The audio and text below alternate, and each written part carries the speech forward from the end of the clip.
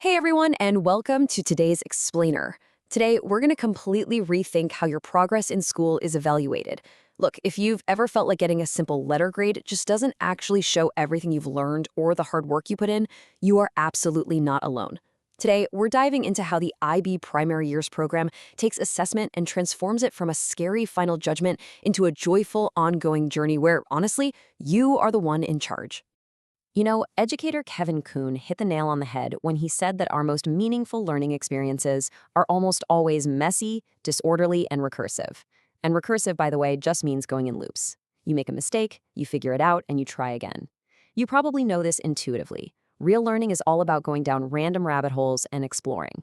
Yet somehow we still stress over these neat, tidy, anxiety-inducing end-of-unit tests that pretend learning has a strict finish line. So that brings us to a massive question about your daily school experience. What is the true role of assessment? Is the point of a test just to sort you into groups based on who finished the fastest? Or is it to actually help you grow and give you power over your own education? Because if the goal is growth, then the way we assess you has to match the beautifully messy reality of how your brain actually acquires knowledge. Let's compare the old, traditional way of doing things with the new IB paradigm. The old way is heavily summative. Actually, scratch that. Summative is just a fancy teacher word for waiting until the very end to give you a final score. It's about ranking students on a curve. But the IB paradigm completely reframes this. It makes assessment an ongoing, joyful loop of feedback. It's no longer something that just happens to you, it's something you and your teachers do together as a team. To help you truly thrive, we're going to walk through the 4 interconnected dimensions of the IB assessment framework: monitoring the daily pulse, documenting to make learning visible, measuring with point-in-time data, reporting to inform the community, and finally, the complete assessment journey. Let's jump right in.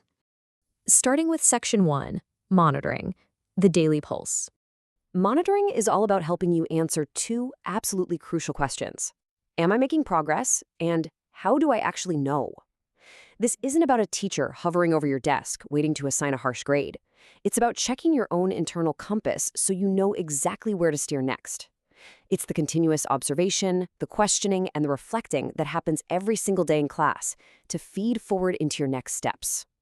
I bet you use fun tech platforms like Kahoot, Quizzes, or Padlet in class, right? Or maybe even just simple thumbs up, thumbs down cards.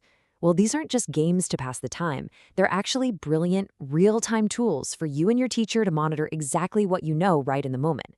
It ensures that everyone's voice is heard and literally no one flies under the radar when things get confusing.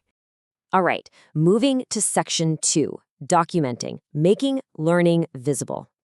Okay, pedagogical documentation sounds super technical. I know, but it's completely different from a boring gradebook.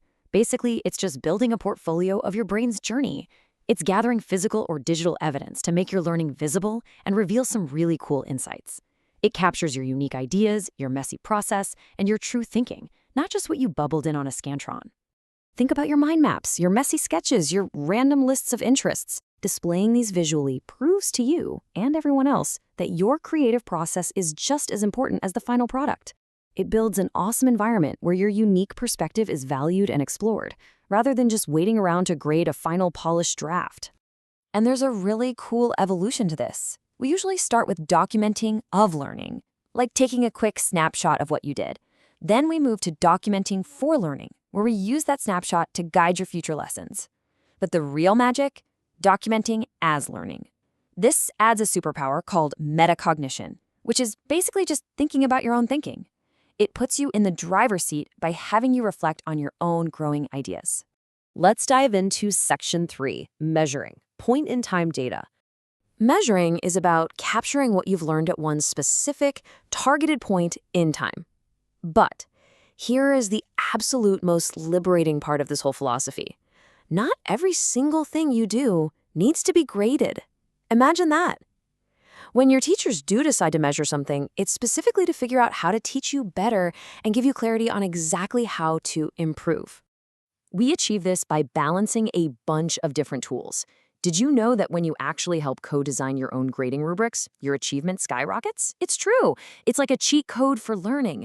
That's why we balance big standardized tests with creative projects, performances, and rubrics that you actively help create. It all comes together to build a complete picture of all the amazing things you've achieved. Okay, Section 4, Reporting, Informing the Community. Reporting is basically how we share your amazing narrative with your parents, your teachers, and the wider community. It answers the big question, how well are we doing here? Instead of relying on a rigid, unhelpful grading system, your school uses things like learning progressions, formal reports, and, crucially, conferences to transparently communicate your victories and your areas for growth. So when you get into the habit of checking your own understanding, you become prepared for one of the absolute coolest parts of the IB program, leading your own family conference. Student-led conferences are the ultimate reflection of your agency. They ensure you are confident and completely in control of telling your own educational story to your family. Finally, Section 5, the complete assessment journey. Behind the scenes, your teachers are actually using tools like a self-audit framework to constantly double-check themselves. They're continually asking, am I giving my students the best possible chance to show their skills? They are working hard to ensure that monitoring, documenting, and measuring are seamlessly woven into your everyday classes to support your knowledge. They are literally setting the stage for you. And that brings us to the end of our explainer. I want to leave you with this final thought. Armed with the power of monitoring, documenting, measuring, and reporting, how will you take charge of your own assessment journey? Remember, your education isn't something that just happens to you. It's a beautiful, messy partnership, and you're the one in the driver's seat. Thanks for joining me.